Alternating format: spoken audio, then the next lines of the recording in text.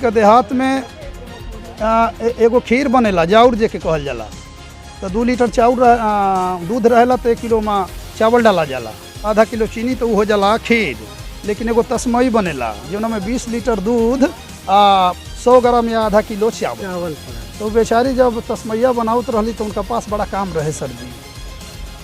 तो अब सोचली कि आखिर कैसे होई कुल करहूँ के बा।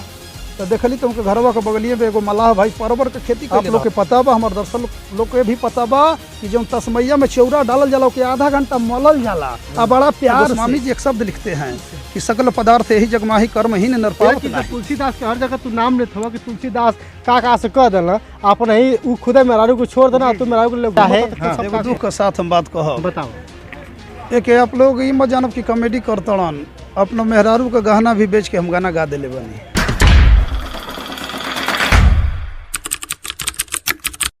दोस्तों कुछ दिनों से मैं लगातार आपको कलाकारों का वीडियो दिखा रहा हूँ। कहीं शूटिंग हो रही है तो कहीं गायक मिल जा रहा है तो कहीं कुछ मिल रहा है। लेकिन आज हमारे साथ मौजूद है एक ऐसे गायक जो जिला गाजीपुर के अंतर्गत ही आते हैं। रेवतीपुर ब्लॉक जो मशहूर है रेवतीपुर, क्योंकि रेवतीपुर से गाजीपुर की दूरी लगभग 20 किलोमीटर की दूरी है।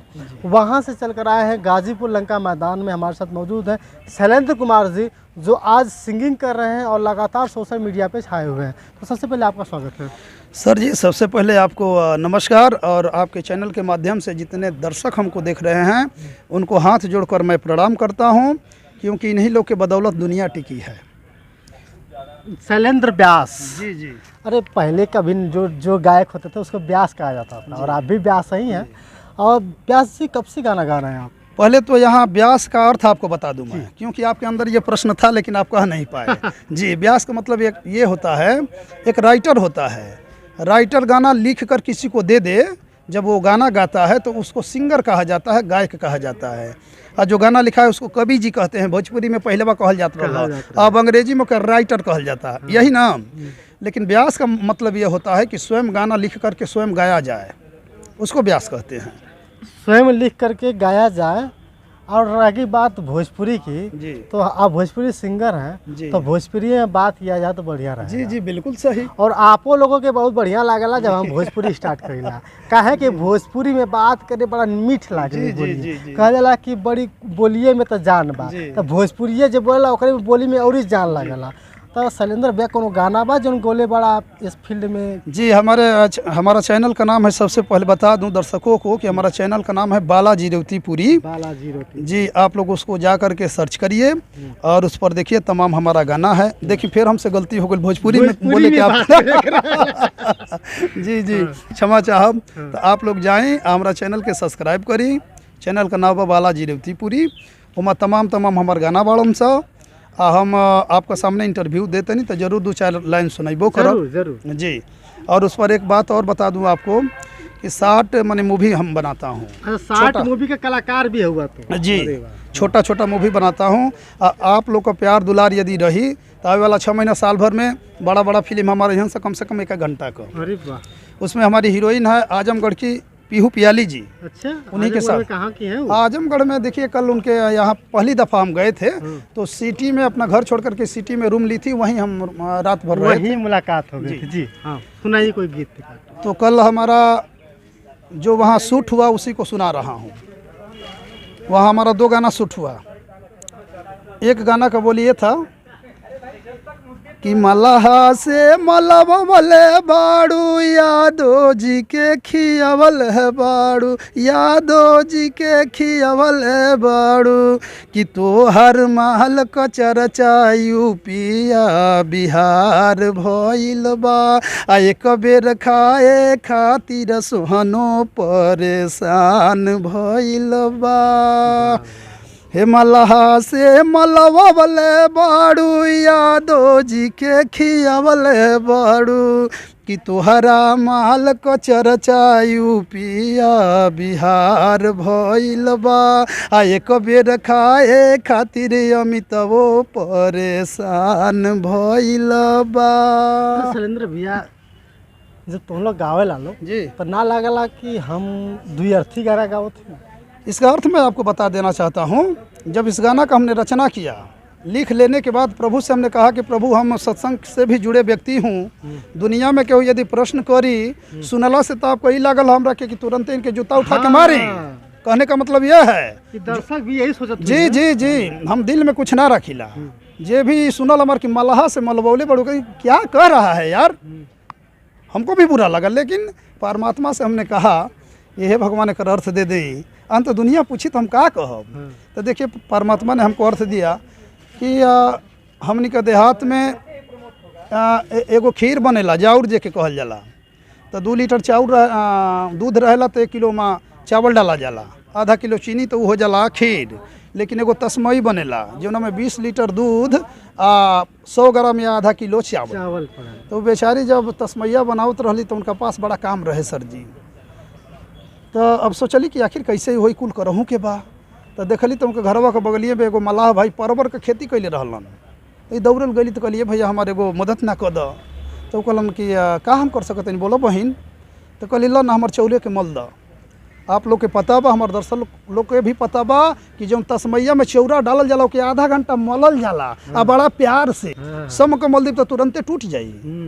तो कहलन अरे हमार बहिनी हमार सौभाग्य बा कि हमके कुछ सेवा तू देहलू दम मल दी। तो मलाह भाई लेके चौरा के मल दहलन, एक बाद ले जाके डाल के तस्मई बना दहली। तो अब देखिए मलाहा से मलबौले बड़ू यादव जी के खियौले बड़ू, मतलब ही कि हमने का देहात में शहर के तनिखी कहत, शहर में एको दिन आपके भोजन ना दिहल जाए, आपके भूखे मुआ दिहल जाए। ये हमारा अनुभव है कि यदि आप खाने पर आ जाए तो जो है देहात में आजीवन आप खा सकते हैं, क्योंकि वहाँ दया नाम की चीज़ होती है देहात में। तो वो जहाँ मंगनी का दूध दिया जाला कि भैया हमारा आज तोहार लगहर बा लागत तो हमके दूधवा दे दिया बनाओ के बात, अरे ले जा भैया, है कि नहीं। तो वो दूधवा यादव जी कर रहे। तो जब ये खिरिया बनौली तो इनका अंदर मानवता जागल कि सबसे पहले उन्हीं की चीखे के दे दे, गलती ना ना। तो ये ले जाके खिरिया जो है खिया दहली यादव जी के। यही हमारा गाना का अर्थ था। अब बताइए आपको कैसा लगा। अच्छा, सारे दर्शक तो जान ही गए होंगे, सबके पता हो गया कि जहाँ से उठल बा गाना जी, जबले गाना का कोनो अर्थ ना निकले जी, सुनावल जरूरी होला। काहे कि ना जनबो तो सब गरियहू लगे कि भैया का गा देलस। तो सरिंदर भैया कब से शुरुआत भइल? देखिए मैं आपको बता रहा हूँ कि शुरुआत तो हमारा ये 15 साल पहले ही हमने गाना लिखने लगा। लेकिन उस समय हम सोचे कि हमारा भी गाना आए मार्केट में। तो हमने मेहनत किया, जहाँ भी जाते थे उस समय सीडिया का कैसेटवा चल रहा था।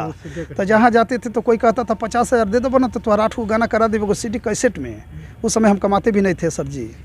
हम सोचे कि अरे यार 50,000 हम कहाँ से लाइव। कहीं जाते थे तो वो बोलता था 40,000 दे दो बते वो तुम्हारा कैसेट आ जाए, जिसमें 8 गाना हुआ करते थे। अब जान लीजिए कि हमने कम से कम साल भर हमने मेहनत किया, साल 2 साल मेहनत करने के बाद हमारे सामने जीवन का जो सच्चाई था वो उभर कर आया। क्योंकि बचपन से श्री रामचरितमानस भी मैं पढ़ता था, उसमें गोस्वामी जी एक शब्द लिखते हैं कि सकल पदार्थ यही जगमाही कर्महीन नर पावत नाही। वह चौपाई हमारे दिमाग में आई। उसका अर्थ ये होता है कि ए से जेड समस्त चीज़ आपके अधीन है, वह इसी संसार में है, लेकिन आपका उसके लायक कर्म नहीं है, इसलिए नहीं मिल पाता है। तो हमारे दिल में ये आया कि आप सिंगर नहीं, एक्स वाई जेड कुछ भी बन सकते हो। कब? जब आप अपने शरीर से पैसा पैदा कर रहे सीख जाओगे तब। ये हमारा निजी अनुभव। देखिए एक चीज़ और बता दे जी, जैसे आप तुलसी दास का नाम सुन रहा जी, थोड़ा सा हम चर्चा कर चाहे, थोड़ा तो के बुरा लगी नहीं बताइए। दरअसल लोग उसे बता दें जैसे कि जब हम आप कैमरा देखें तो आप अपने मैडम को लेकर आए, जहाँ आपने बताया कि जहाँ हम जाते हैं वहाँ उनके लेके जाए। जी जी जी। और गोस्वामी तुलसीदास अपने बीबी के छोड़ के वो प्रसिद्ध हो गई ना, तो इनकर उनकर बतिया तो कहा नकरत हुआ यहाँ पे क्या कि नकार? जी मैं नकर नहीं रहा हूँ, उसका अर्थ बता रहा हूँ आपको। आपने प्रश्न किया है, उसका उत्तर देना हमारा दायित्व बन जाता है। नहीं जानूंगा तो हाथ जोड़ लूंगा कि भैया नहीं जाना। कल सवाल कर दी भैया कि जब तुलसीदास के हर जगह तू नाम लेते हुआ कि तुलसीदास का से कह देना आपने ही वो खुद मेहरारू को छोड़ देना, तू मेहरारू को ले घूमता तो सब का बता रहा हूँ। इसका अर्थ ये है कि हमारे शास्त्रों में सबसे पहले स्त्री को अर्धांगिनी कहा गया है। अर्धांगिनी का अर्थ होता है कि आधा मैं और आधा स्त्री, तब जाकर के एक पुरुष का रचना होता है। जब तक जीवन में आपका शादी नहीं हुआ है उससे पहले आप अधूरा है। बहुत बढ़िया। इसको आप भी मानते हैं, हम भी मानते हैं, हमारे शास्त्र भी मानते हैं। तो जब हमारे अर्धांगिनी जीवन में मिल गई तो अपने आधा अंग को यदि हम खुश रखेंगे तभी ना हम खुश रहेंगे। जी सही बात कि आपका आधा अंग दुख में रहेगा तो आप खुश रह सकते हैं। उस बेस पर उनको मैं जहाँ जाता हूँ तहाँ लेकर जाता हूँ। रही तुलसीदास जी की बात, उसका उत्तर ये है कि जब हमारे शास्त्रों से संज्ञान मिला है कि उनकी पत्नी चली गई थी अपने मायके यहाँ, आधी रात को इनका जब नींद टूटा तो पत्नी से इतना प्यार था कि उनके प्यार में वो निकल गए ससुराल। तो उसके पीछे भी कारण था। देखिए, कुछ सत्य चीज़ ऐसी होती है कि जिसको मैं देखता हूँ वो सत्य नहीं होती है। पूर्वजन्म का संस्कार था कि नहीं मेहरुए से डांट सुनावे के बाद, वो तो परमात्मा का सब लेखा जोखा होता है। एक शब्द और आता है कि सब ही नचावत राम गोसाई, नाचत कीट मरकटकी नाई। हमरा के आप के दुनिया के नचावे वाला वो परमात्मा हुन, कैसे नचे हन ऊ जानत जान नहीं। बहुत तर्क वितर्क कैला से फंस जाइल जाई। साफ सुथरा बात ई बा कि चल गुलन अपना ससुरारी, पत्नी के जगौलन। तो वो एगो शब्द कहली, वो कहली कि अस्थि चर्म मम देह मैं तामे ऐसी प्रीति, ऐसी जो श्री राम होत न तो भीति। कहली कि अय मेरा मूर्ख पति, ये देखिए, अय मेरा मूर्ख पति, हमरा हाड़ मास को बनल शरीर से इतना तुहार प्यार बा, इतने यदि प्यार तुहार श्री हरि से हो जाए तो तुहार उद्धार हो जाए। तो भाई साहब, वहाँ पत्नी गुरु का काम कर गई। तुरंत वह बात उनके जो है जेहन में लगा, दिमाग में लगा। वहीं से रिटर्न होते हैं, जैसे हमारे शास्त्रों में संज्ञान मिला और जाकर के अपना साधना तपस्या में लीन हो गए। रामचरितमानस लिख दिया। रामचरितमानस लिख दिया। शैलेंद्र भाई, व्यास की बात कहें कि हम व्यास हैं, हकीकत में व्यास ऐसे ही होने चाहिए जिसको पूरी तरह से जानकारी हो। बहुत सारे ऐसे सिंगर आवल, बहुत सारे लेखक आवल, बस 2 मिनट लिखी हैं, एक बात कहते हैं गाना गा दा। जबले जानकारी ना रही तबले इंसान कुछ भी कर ना सकेला। आखिरी बात कि और कुछ दर्शकों को सुनाएंगे अपनी गीत के माध्यम से? जी जी, जो आप कहें जी, कोई भी जो आप कहते तो वो हम सुना देंगे। क्या सुना दे? जैसे में कोई भी भोजपुरी। अच्छा, भोजपुरी का हमारा 2 शूट हुआ है आजमगढ़ में, एक बताए दूसरा को भी बता देता हूँ। उसमें एक गाना ये था कि गाजीपुर जिलावा में रेवतीपुर ह गौआ नौआ शैलेंद्र हमार। हे गाजीपुर जिलावा में रेवतीपुर ह गौआ नौआ शैलेंद्र हमार। हमरा से कलाना सगैया नु हो, सेवा करब हम तोहार। तो देखिए, लड़की का लाइन है जिसमें मैं लिखा हूँ। लड़की कह रही है कि भोजपुरी सिनेमा के हई हम हीरोइन, उठा न पैब खर्चा हमार। हमें कपे जूटा वाला में हमारे का अरे जाऊनु हो, बिकी जाई घरवा तोरा दुआर। हमें कपे जूटा वाला में हमारे का अरे जाऊनु हो, बिकी जाई घरवा तोरा दुआर। ये बात का तो सबका डर रहा भैया कि बियाह करे में सबका नानी याद आ जाए, लेकिन सब सोचे लगे कहाँ से मेकअप खर्चा। फिलहाल दोस्तों, हम बात कर रहे थे शैलेंद्र कुमार रेवतीपुर से हैं और आज हर तरह के गाने इनके चैनल पे भी हैं।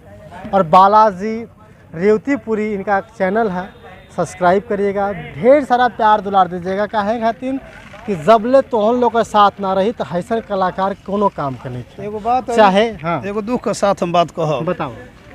एक आप लोग ई मत जानब कि कॉमेडी करतड़न, अपना मेहरारू का गहना भी बेच के हम गाना गा दिले बा। ई हमरा दिल में हमेशा दुख रहेला कि जब तक सपोर्ट आप लोग को ना मिले तो फिर कैसे बनवावल जाई। तो आप लोग प्यार दुलार दें ताकि हमनी का जो है आगे बढ़ी जा, मनोबल बढ़े, ताकि उनके फिर हम बनवाएं। सर जी गलती नहीं ना।